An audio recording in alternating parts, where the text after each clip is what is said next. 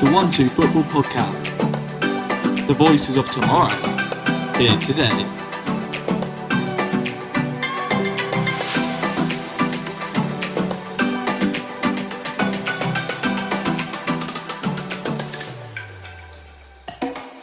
Hey guys, welcome back to the O2F Football Podcast. I'm Nathan, and following the new rules that have come to the fore in recent weeks, we are talking about all the things we would like to see in the beautiful game. As usual, I'm joined by Ollie and Kieran. How are you guys? Yeah, I'm good.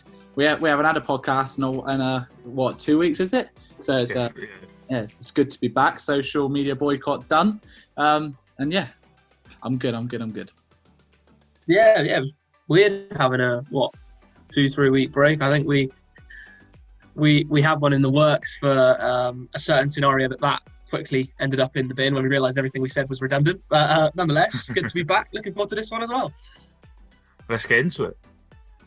So, like we've already said, today is all about the changes we want to see made in our beautiful game. So, following the new rules with ownership, following the European Super League, we're going to say each of us two things. One that we want to change about a certain rule already, and one thing that we want to bring in and introduce, add something to football that isn't going to ruin it like the European Super League did. So, we'll start off with Nathan. What do you want to change about something already in the game? I think mine's pretty simple, really. As someone that has gone to a lot of games, and one of my hobbies, when we could, obviously, is going to football matches. One of the things you realise is how expensive it is, and how extortionate to get into some of these clubs, to get into some of these grounds that you want to go to. It's so expensive. So one thing I would do is I'd introduce a cap for ticket prices, especially adult ticket prices, because I feel like clubs tend to get it kind of right with the under 18 prices. They do tend to be quite cheap. But the adult prices for some teams are ridiculous. I mean, not completely. Well, Arsenal, for example, got a bit lost there. Arsenal, for example, it's like their season ticket's like £1,000, which to go to football and to pay £1,000. I mean, mostly I don't know how much these people earn. I don't know what the average figure for what someone earns is, but that's a lot of what someone earns, considering they probably have to pay for a house, pay for a car, considering all of that. So I feel like the Premier League, at least, because the Premier League is probably where the ticket prices are the most expensive, need to introduce a cap to the slogan for a lot of the protests about these sort of things is 20's plenty. And I feel like that is a good price. £20 for an adult to get into a Premier League football match. They get £1 billion. They've got £1 billion TV deal. TV deals, they're all on Sky, BT, Amazon Prime. They get so much money in sponsors. Gate revenue is not actually that important to Premier League clubs. It maybe is slightly more important to clubs in the leagues, in the lower leagues. But still, I think if you reduce the price of something that all fans can use, then it makes football such a more inclusive place for not just people with higher income, but also people with a lower income maybe struggling. And it's such a great little mental health boost as well for people. Obviously, not everyone's mental health benefits from watching football when the teams are rubbish, but overall, it's always a great experience going there and watching and going with your friends and being able to do that. And also, you see what Florentino Perez is saying, 16 to 24-year-olds are low in interest in football. It's because it's not accessible. It's because these people cannot go to games. It's because once you reach 18, you're then priced as an adult, and most 18-year-olds aren't making that kind of money. So making the game more inclusive for younger people, as well as the older people who maybe feel a bit priced out, it makes football better, because football without fans, as we always say, football without fans is nothing. So we just need that, and hopefully we can get back to full crowds and less prices. Firstly, I disagree with what Florentino Perez said anyway, and you saying that like the younger people are falling out of love with the game. No, they're not. He's talking rubbish, doesn't know what he's on about. So that's just my opinion on that. But I agree that prices do need to be dropped, because they are crazy. I mean, I always have been a Manchester United fan because my dad was, and I love it, and I've gone on a stadium tour, but I've never actually gone to a live game at Old Trafford because of the prices. It's just ridiculous, and for someone that's supported them my entire life, it's a shame, really. And people might say, "Oh, you're not a real fan, you've not gone." No, I am a real fan. I just can't afford to go and watch a Premier League game or whatever with Man United, so that's a shame. But saying that, I do think that price tickets do matter, because obviously coronavirus has seen fans not being able to go in, and you've seen clubs make millions of pounds of losses. And obviously it's not, you can tell and say they have billions, that they're really rich and not going to affect them. But obviously gate tickets do still have a massive impact, as coronavirus has proven. But I do agree that it does need to be reduced, and I'm not going to say a figure on it, but drastically reduced, yeah. But I still think we still need to take in, it's not a business, but they need this revenue. But I agree that they do need to reduce the price of tickets. So I'm not gonna disagree with that change. Yeah, no, I think that would be a bit harsh to disagree with that. I'm fully in favour of that as well. With Ollie saying that he can't afford to go to Old Trafford, being a Spurs fan, I've been to a few live games, and it's not a regular occurrence though, because like you said, you just can't afford it. That's just how it is. I think with gate revenue for Premier League clubs, I'd say I'd lean more towards Nathan, that the broadcasting rights and those sort of things and sponsorship deals are the main source of income for higher level clubs, elite clubs as such. Yes, there is an aspect of course, gate revenue and kiosk and merchandise sales, everything that would be associated with a match day does have its effect. But, you know, I feel like a lot of these clubs probably are also struggling because of just poor investment at times as well. I mean, just look at what you can get locally for us at Exeter. You know, it's affordable, and that's why you see so many people go to it. And at the end of the day, football is for the fans, and as we've seen over the last year, kind of football's really not been the same. And you will start to get more people involved if you do lower the prices of those tickets. But then I think you also need to kind of get rid of more corporate seating, because a lot of these, you know, you always feel like where the main camera is on Premier League stadiums, that section straight down the halfway line is a few hundred seats all taken up by big time nobodies. Well, obviously they don't care about football, they're just there for the 3-course meal. You know, that's just how it is, and that's why it feels like at times the game is a secondary to most people there. And you see when it comes back from half time, half those seats are empty, probably more than that.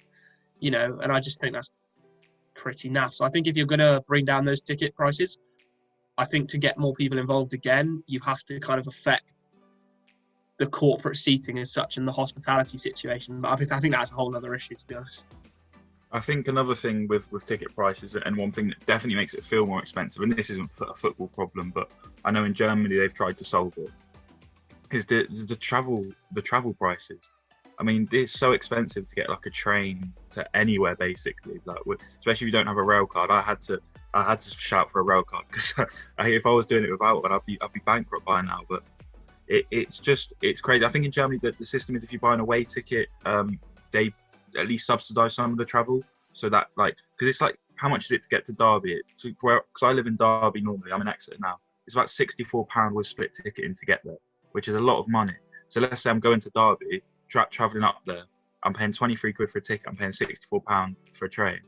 That's a lot of money that is going towards a football match that it's just not necessary. So if there could be a way, and it's highly unlikely, that the government and football and the Premier League will work together to subsidise a bit of away travel.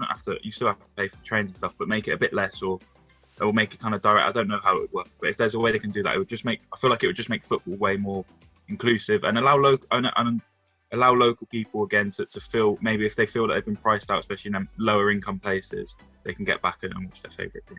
I mean, you say travel as well, but food and drink at some of these places is crazy as well. I mean, you know, like a pint for like £8 or something, and like a pie for like 12. So, I mean, if we're talking about all of it, every single thing, it's an expensive day out, and one that I've not really done properly with, a Premier League team. But yeah, I mean, you're talking about travel, you've got to think about food as well. That's nearly half a ticket price, nearly the price of just a ticket to go to watch X City, to go and get a burger and a pint to watch Man United. So it's just all crazy, really. It's so weird, and then, you know, there's so many things that's so expensive in football, but hopefully maybe they'll listen to this podcast and they'll realise that they need to change it. The powers that be. So Kieran, what are we saying for your change? What do you reckon? Okay, so mine is not even necessarily something with the game in terms of the actual fan experience. I had a bit of a think about this, and in a way, it's more just to voice my opinion on certain things that I've noticed, especially since not being able to go to games. Is obviously you're going to watch a lot more on the TV, on BT, on Sky, and I would just get rid of all of the fossils, deluded, absolutely stink up the place with their lack of football knowledge, despite playing football. That's the amazing thing is you think I'm not going to name any names. People can form their own opinion of who I'm talking about. People who've played the game and yet still don't understand these things. They just seem so out of touch with everything. And it's just quite amazing, really, how you can And I appreciate that there's an element of debate, but in some of the things that we're arguing for, it's just ludicrous. So like kind of my examples, a game on B Sport one time with Lucy Ward as the co-commentator, it was a breath of fresh air, because co-commentators on BT Sport, what I've noticed is they try to have their own personality. They try to make it about them, and what they forget to realise is, firstly, there's a game on that they should be focusing on, and secondly, before commentator, it's co. Your job is to assist the lead commentator. And, you know, as I said, you can put the names where you want to of who I'm talking about, but these people just dominate it like they're the most important thing there. And Lucy Ward was absolutely perfect. She spoke at the perfect times where she needed to add certain things of analysis or anything like that to a play. The commentator would bring her in at certain times to explain certain things. And it just was so refreshing to see that a commentator and a co-commentator actually work together how they're meant to work together. So, I mean, I would just bring in people who actually kind of seem to understand the job title of what they're doing. I mean, I'm just going to go in there. It sounds like you got a little bit of a crush there, mate. But I get what you mean, but I feel like that's more of an opinion rather than sort of like with the money, that's sort of like a serious topic. And obviously to you, it's a serious thing, but I feel like this is a matter of opinion because obviously some people like people, some people don't like people. And I feel like with commentary, that's exactly that. Like certain people, for instance, really like Graham Souness and some people really hate him. So, I mean, it's I don't think it's as easy to turn around and say, you know, get rid of all the rubbish commentators because it's a matter of opinion who the rubbish commentators are. So I think it's a hard one to do that. But yeah, I don't really know what else to say on it.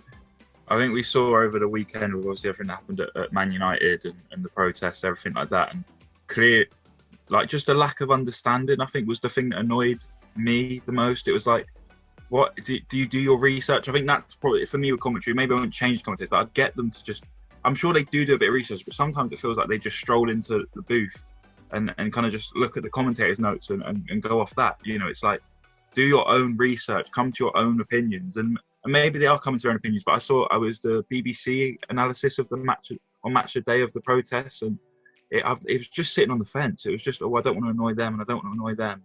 Like, it's very clear what you're like, what is right here, what's wrong. You've got to remember though that obviously as journalists we know this, you can't just say stuff. Like you have to be careful, especially on like the BBC, that you're not going to like get sued or anything like that. So, you know, many times especially on the Sky one when I was watching the protest, they were like, look, we're not going to tell, I can't remember who it was, but it might have been Gary Neville or someone saying, I'm not going to say completely what I mean because obviously we can't, but to blah, blah, blah and say this. So you've got to remember, like, they're kind of, I don't want to say they're kind of, you know, they are held back. They're kind of, in a way, they're muted in certain aspects of what they want to say. So I don't feel like you can turn around and say, you know, they're sitting on the fence because they have to. They can't come out and say certain things. I think what maybe sitting on the fence is wrong, but it's just a clear lack of understanding of the situation and kind of not fully looking at what is. Sorry, Kieran's taking a phone call mid-podcast. Sorry, I've applied for some jobs recently, and I was like, I don't want to miss it. It might have been a wrong number because they just hung up. Sorry, carry on. Now, you were on the phone to that Lucy, weren't you? And I don't mean your actual girlfriend. No. Come on, carry on. So yeah, there was just a clear lack of understanding, which kind of annoyed me because it's like, if you did like 5 seconds of research, you'd understand what is happening and why it's happening.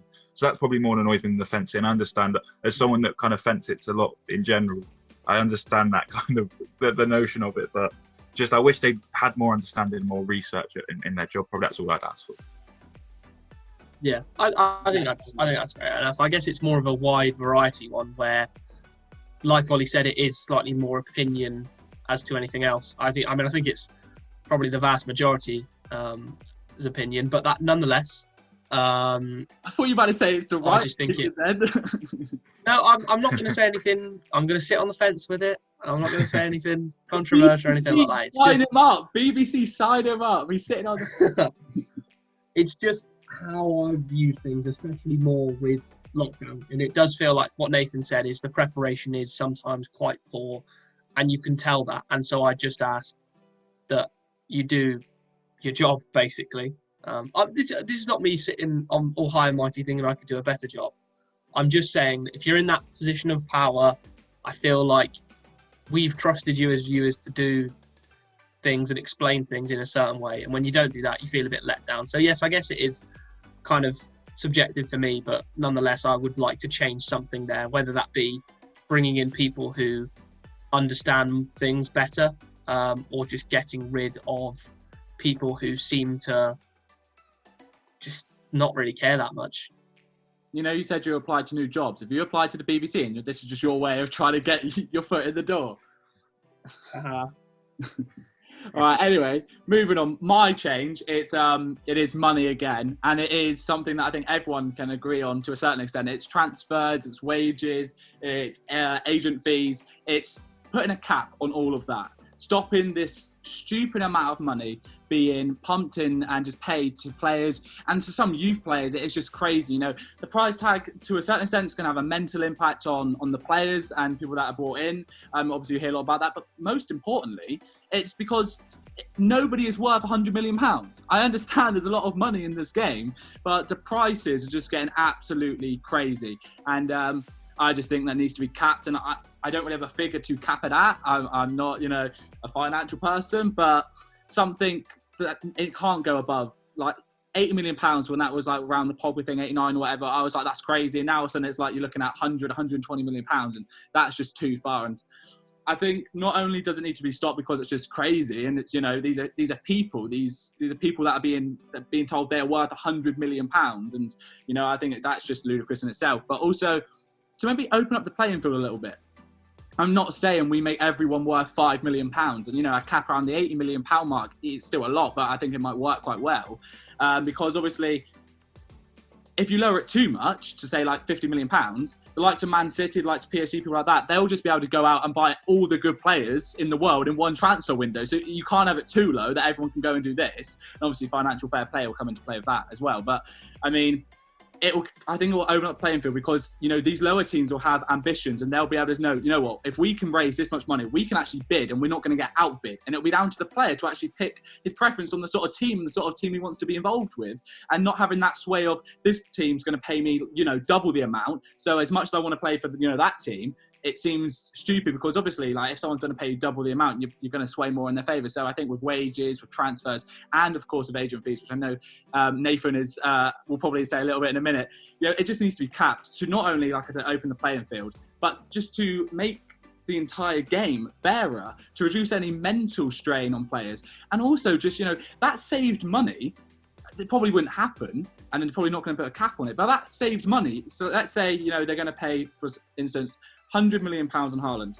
Let's say there was a cap for £80 million, some of that money that they were going to pay can be put more into, you know, the community side of it. It was EFL Day of Action last month about what they do in the community. And so I feel like if we put a cap on the amount of money you're spending on players, you can use that extra money that you've got to put into the community, and also linking it with Nathan. If they're getting less, if they're having to pay less on players, they'll be able to take that and not only the community, but lower the prices of tickets. So it's a win-win, to be honest, all round, in my opinion. I think we all know that money's got out of control in football. It's, I know naturally things inflate and whatever, and to be honest, I'm expecting at some point soon, or not some point soon, next 10, 20 years, a kind of crash in football, and money's going to kind of go so high that it's just not going to, it's all going to fall apart. But there has to be some sort of cap. I don't know how it would translate in terms of fees. I know wages you certainly can. Unfortunately, they introduced a cap in League One, League Two, and then a bunch of clubs that rely on big spending and don't have a great infrastructure were like, well, this is nonsense, and then they scrapped it as soon as there was a bit of pressure on it. So they've tried these things and it hasn't worked. So I think more of these boards and leagues and stuff, they need to show a bit more a backbone in them situations. And as you say, I was going to talk about the agent fee. The agent fee is ridiculous. I think this year over £200 million has gone to agents, which is crazy. That's so much money for people. I mean, I'm sure they do a good job. It's work at the end of the day. It's honest work. But that's so much money. 200, that's ridiculous amount. I think Chelsea had paid like, I mean, I can't remember how much exactly, but it was over 10 million to agents. It's just bizarre, and it prices people out. It prices lower clubs out of football early on because, you know, they can't afford to put in that additional 5 million they need to give to the agent for coming out a deal. You see people like Mino Raiola have got more power than most clubs do in football, and that's just bizarre. So yeah, it's a whole thing really. And another thing is, I think fans, as fans, we need to kind of do a bit better with this. You know, we talk about we want less money in the game, but we'd love to have that £150 million striker in. We'd love to have this player in. We want our owner out. We want this billionaire owner out. Let's get in another one. So when we talk about greed in football, we also have to realize that the role we play as fans as not one. Obviously, we don't want. We're not going to sell it up to me.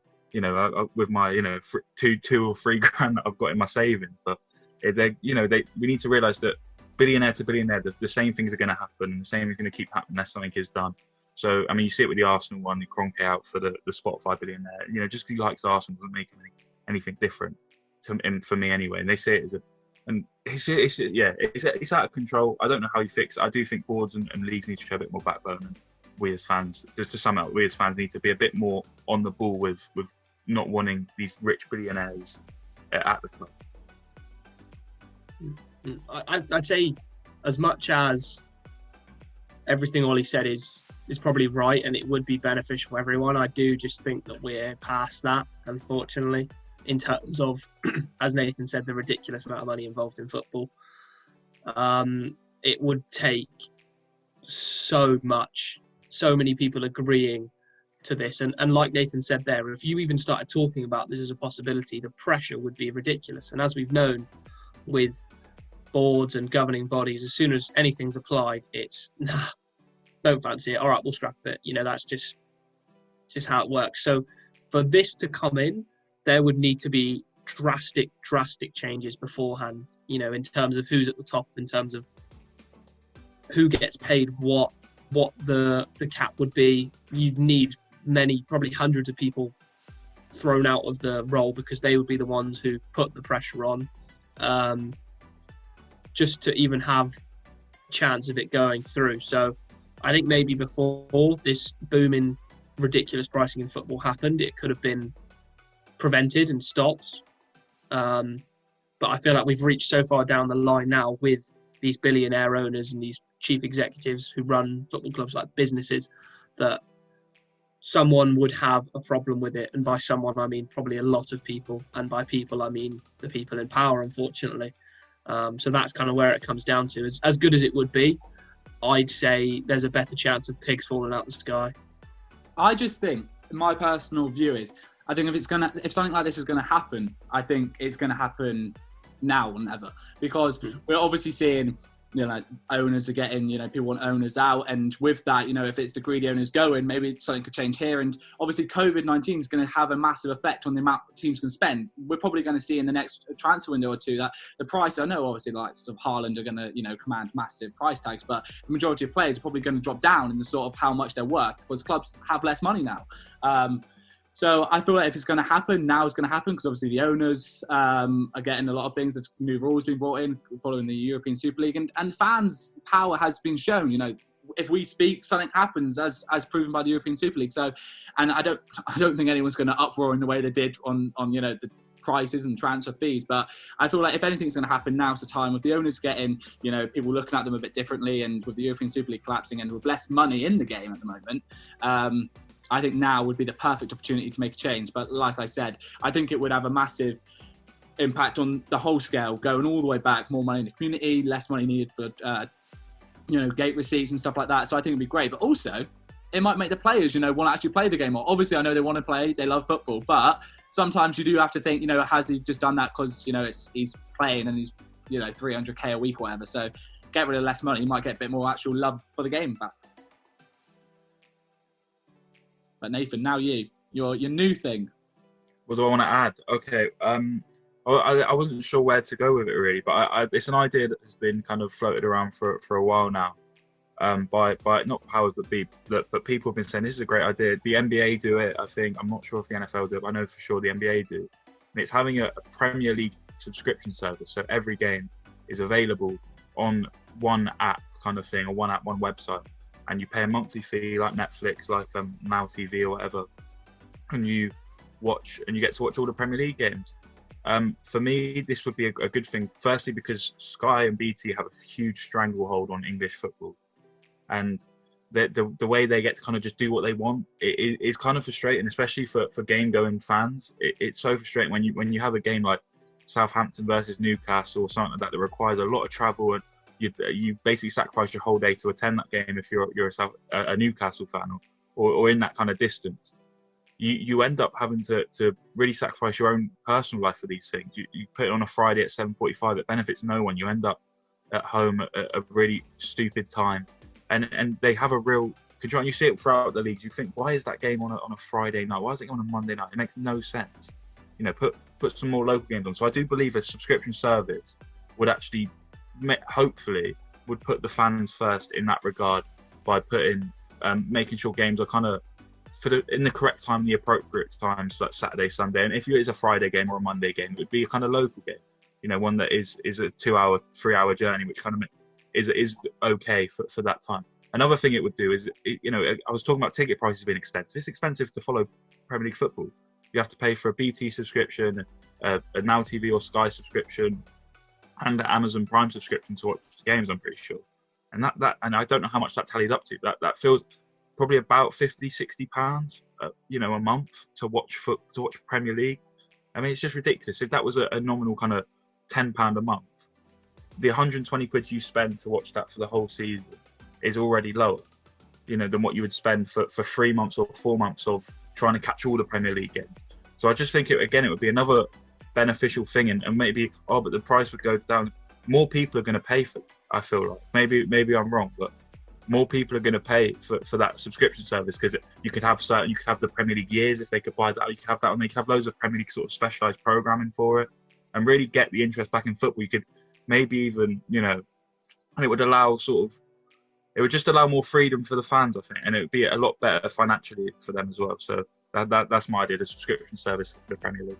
I think it's something that's definitely going to come more into the public eye, like in the coming years, because I feel like we're coming now into the stage that, like you said, Amazon Prime, BT, Sky, even BBC sometimes are, doing all these games. And I feel like before, only until recently, it's mostly been just on Sky and a couple games on BT, but mostly on Sky. So that one sort of place, we kind of very nearly had it with Sky having most of the games. And now, as we see, Amazon, BBC, BT, they're all kind of having it. So it's more spread out. So people are having to, put money in all different sort of pots. So whereas before it was very much like, Sky, I can just get that subscription and I watch basically 90% of the games. It's now very much like, I got Sky, but that's still only 60%. So the one place would be an amazing idea. It sounds so simple to say, to make it like Netflix, but it's probably a lot harder than we think. And obviously the money is there again. It's all about money. That's the world we live in. That's the football world.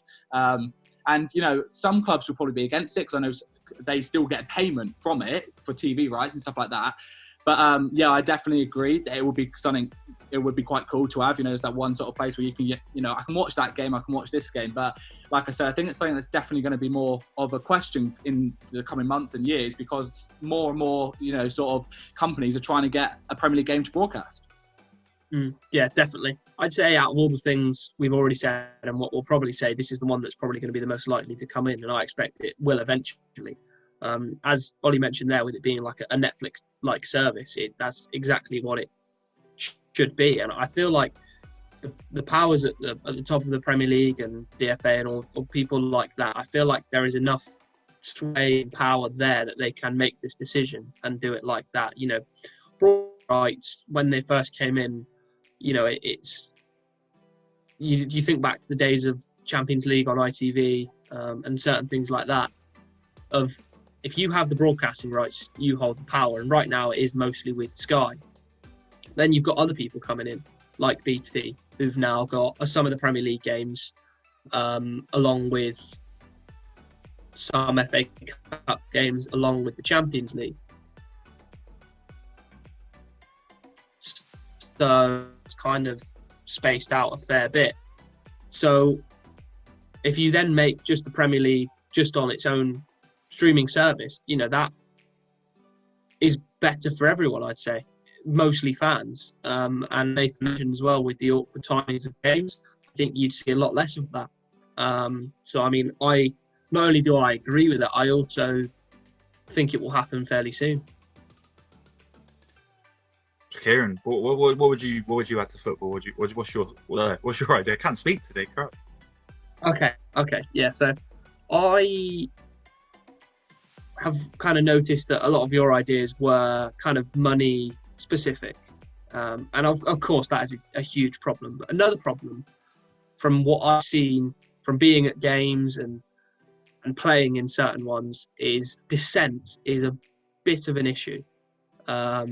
Whether that be from you can't control it with fans, but I feel like on the pitch you can maintain a certain level of respect, and it's fair to say that refs have had a few blunders in recent years, but at the end of the day they're people as well, and they're there to do their job. So I think that, like they have in rugby, and for a few people who watch Masters football on Sky Sports, you have a sin bin section where players are taken off the field for between 5 to 10 minutes. It's also happened in kind of grassroots football where it's quite bad as well. We've had talk of the green card. I think it was in Serie A as well, but I just think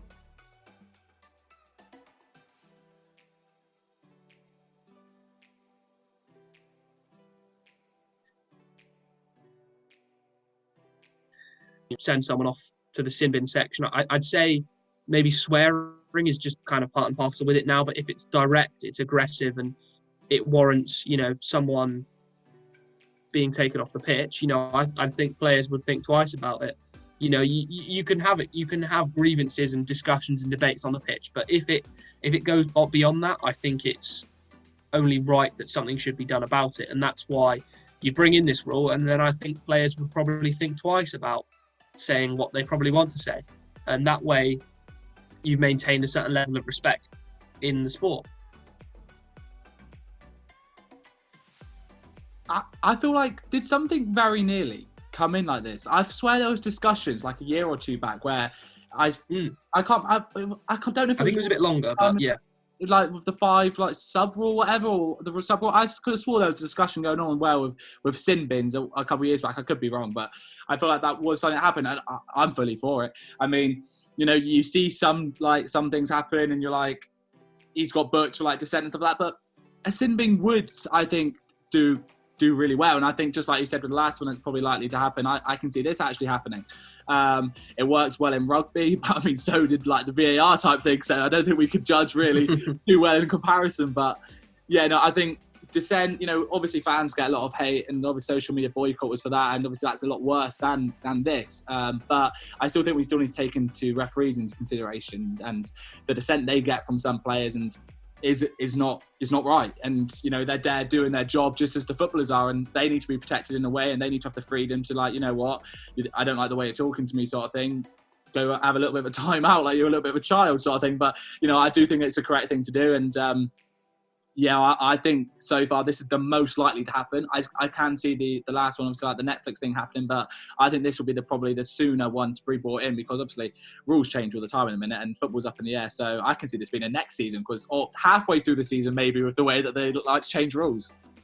Yeah, I think there's a line really with how you should talk to a referee. That if you have a general like complaint, and maybe the odd swear word will slip in there because you're in the heat of the moment, you're frustrated. But it's when it goes a bit too far, and I think there was a whole thing about like surrounding the referee where they've said they'll stop it, but they haven't really. And that's another thing that is it's in a way to try and intimidate the referee, because a lot of these refs, unless you're like, I can't remember what he was called, but the Darren Drysdale, was it? He takes no prisoners, but the other ones, they're smaller men, they're not going to stand a chance in that kind of situation with these big footballers. It'd be a bit intimidating, I imagine. So there needs to be more respect shown. It also makes refereeing it's an already daunting job. And if you want to get more refs involved with the game, providing them that sin bin and make them feel a bit safer on the pitch as well, which should help, especially in league football. Obviously, it might not be everything in grassroots where you can't control, but I know they've trialled it there, and I assume it's been seeming somewhat successful. So yeah, I agree with you guys completely. I can just see a dominoes effect happening though. He's sin bins one player, then the rest of the team go around him, start complaining, and just sin bin the entire team. Maybe there'll be a bit of a power trip with officials. Yeah. Thinking, I quite like this, but no.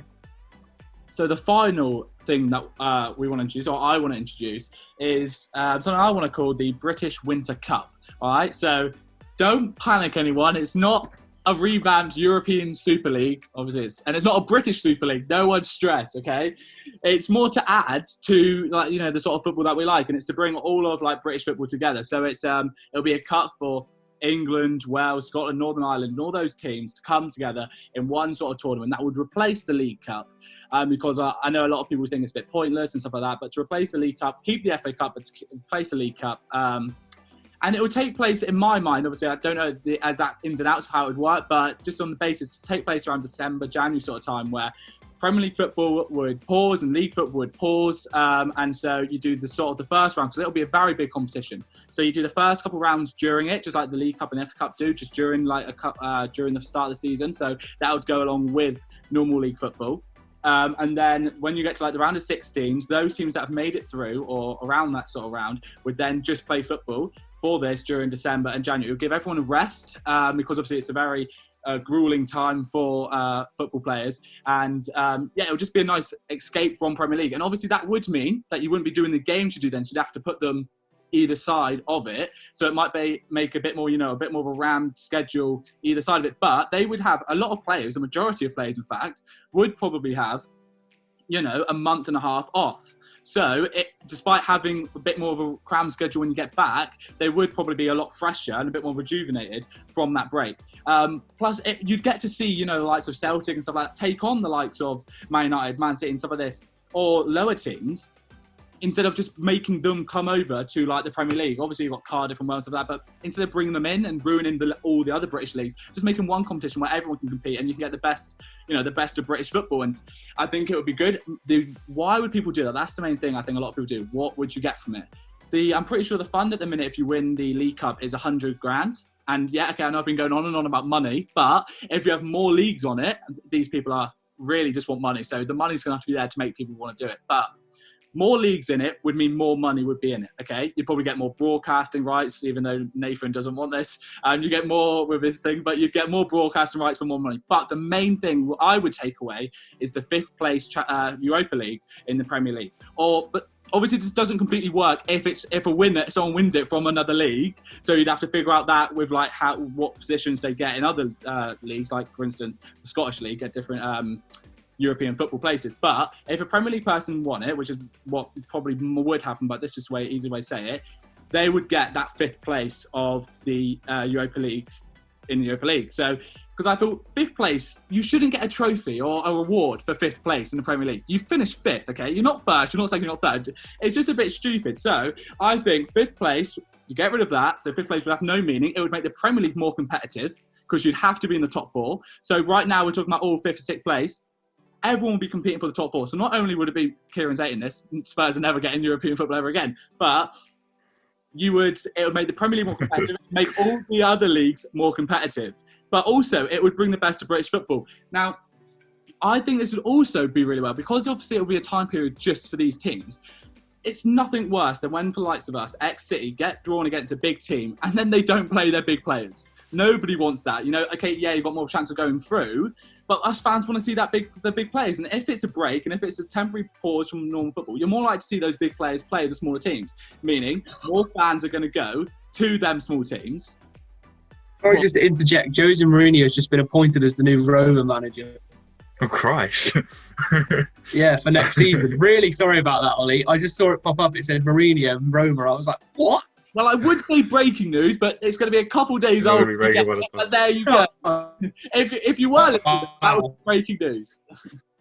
But yeah, okay, back to my amazing idea, by the way. Okay, so it would, as fans, we want to see the big players. So more fans would probably go to watch these from smaller teams, bringing in more gate tickets, more money for the lower league, so that would generate more money for them. And obviously, they'd get participation money.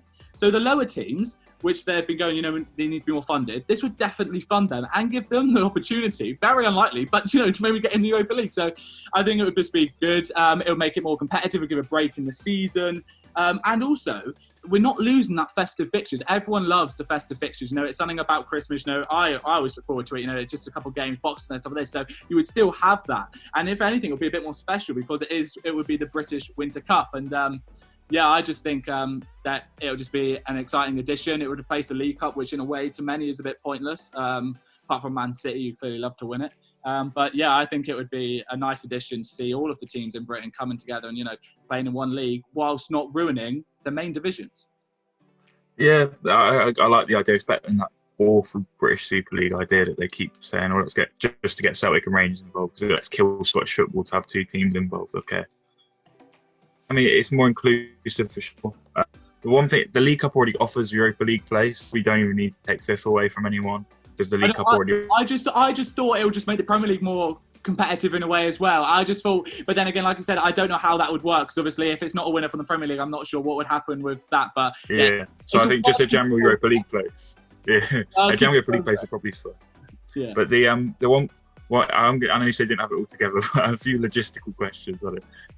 So how many leagues would it go down to in England and all the other leagues? Obviously in England the structure is way better. You probably, most clubs in League One would have a chance of winning the Northern Irish League, and they'd win the Welsh League too. I mean the Welsh League. Going to be a politician here.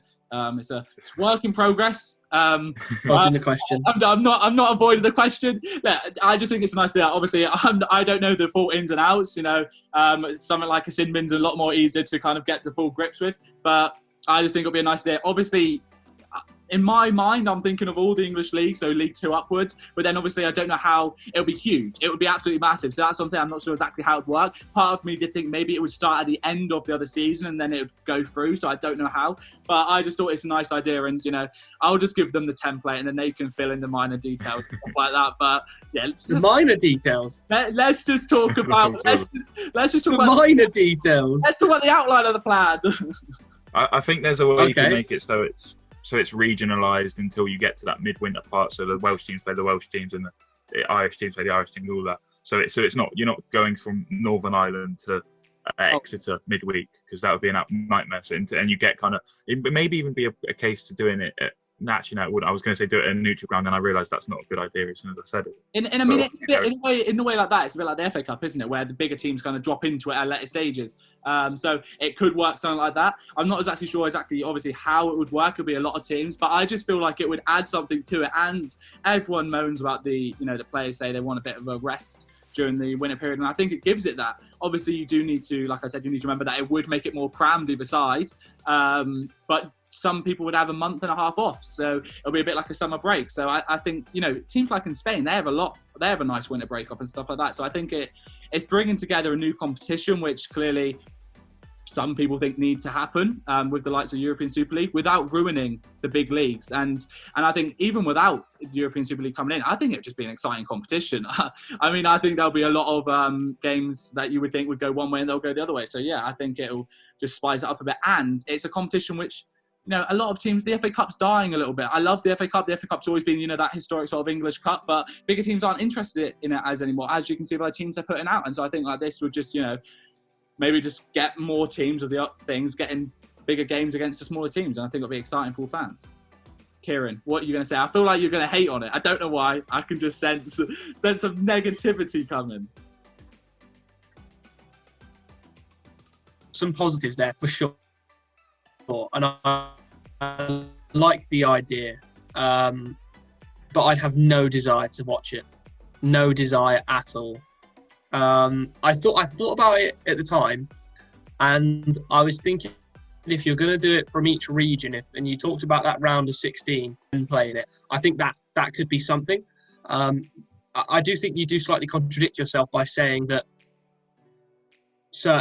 you get more of a rest because you don't have to do as much either side, which I think is probably not so true in terms of, you imagine a team like Newcastle, say, who get knocked out the round before the knockout round, so then they have a month off. Yeah. Liverpool, say, go through, get to the final but lose, so they've played an extra 4 or 5 games, say, in that short period of time, and then they come back against this Newcastle game. The Newcastle team, who are fresh, have been for about 30 days, and then you've got the Liverpool team who played 6 games in 30 days. I just think it's logistically wise, there's just not enough days in the year and not enough days in the footballing calendar. And I also think that you talk about festive fixtures. I mean, I'd have no desire to watch Kilmarnock v Newcastle on Boxing Day. It's just.